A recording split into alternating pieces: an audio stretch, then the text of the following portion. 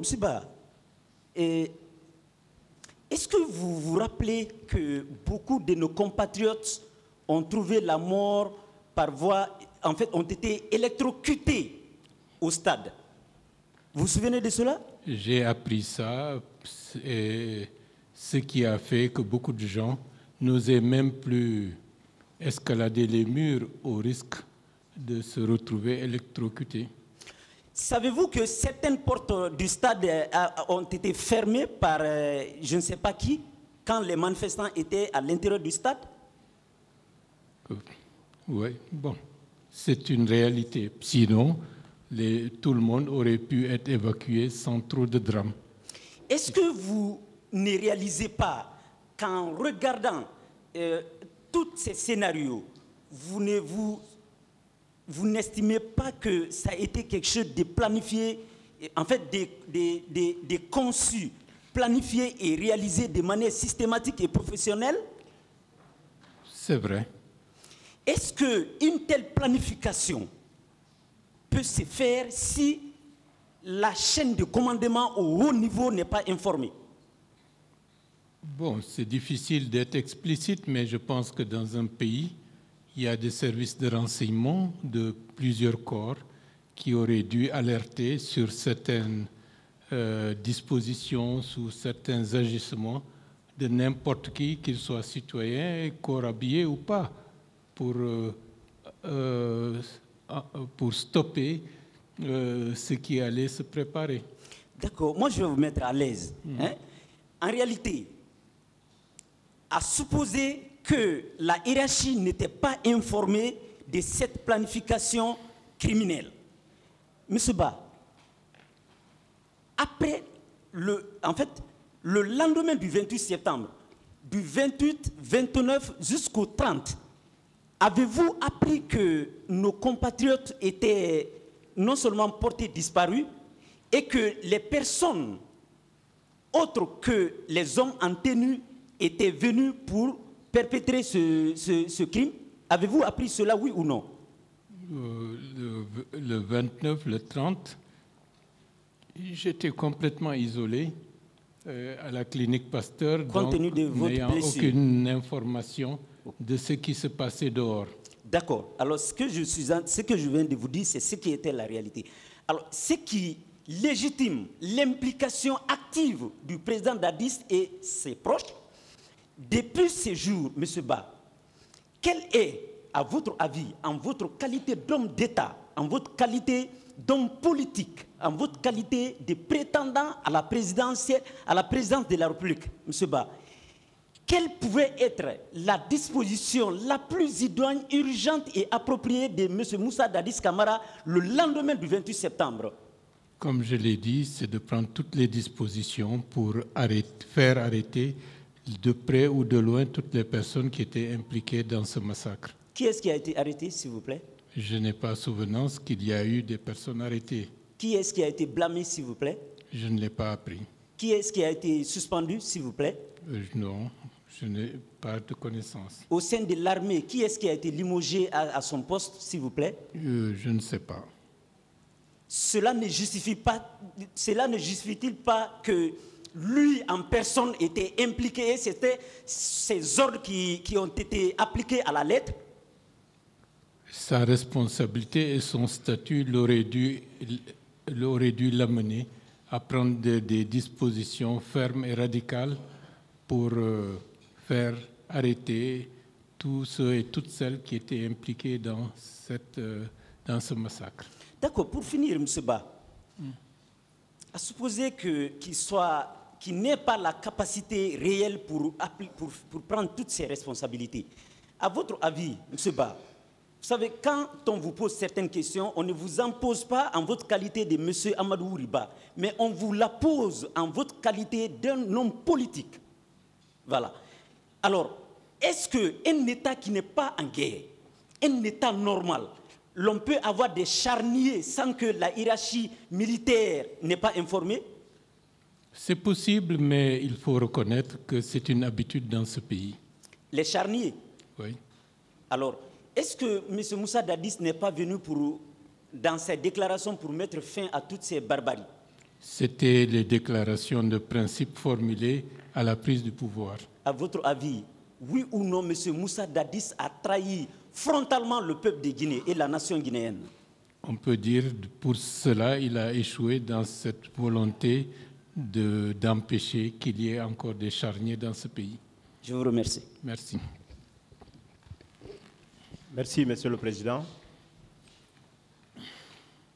Monsieur Amadou Riba, je salue votre courage et votre témoignage. Merci. Juste 2 à 3 questions. Savez-vous que la seule responsabilité morale ne peut pas envoyer quelqu'un devant ce Togis tribunal? C'est une question de conscience, je suis d'accord avec vous. Et vous avez eu à prononcer également ici, n'est-ce pas, que les carnages que vous avez vus sont des crimes contre l'humanité. Ce qui était la qualification d'origine du massacre. Et à cet effet, donc, cette responsabilité de commandement, ou politique ou autre, ne peut qu'être qu'une responsabilité pénale ici devant ce Togis tribunal, n'est-ce pas? C'est vrai.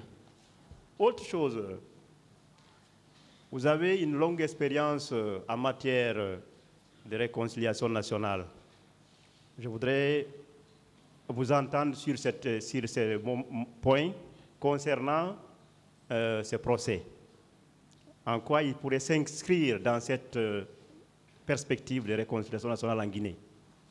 Bon, de manière résumée, mon intervention dans le champ politique est due au fait que j'ai toujours cherché à ce que les droits de l'homme soient respectés pour tous dans ce pays. Et cela dès avant même 1984. Notre action a toujours été dans ce sens. Nous avons mis en place cette organisation pour protéger et pour accompagner l'évolution politique et démocratique de notre pays. À tout instant, tout ce qui aurait pu être facteur de troubles ou de pertes en vies humaines, nous avons alerté dans la mesure du possible, ou nous avons cherché à faire en sorte qu'il y ait un autre tournant qui soit pris. Malheureusement, nous n'avons pas réussi. Et en 2008, 2009, 2010, nous avons tout fait pour que la transition du CNDD suive une voie normale. Et bien avant cela, en tant que ministre de la Réconciliation nationale, conscient des problèmes, nous avons veillé, nous avons cherché à désamorcer toutes les bombes susceptibles d'éclater après la disparition du général Lansana Conté, qui auraient été des facteurs aggravants de la crise politique dans notre pays. Donc,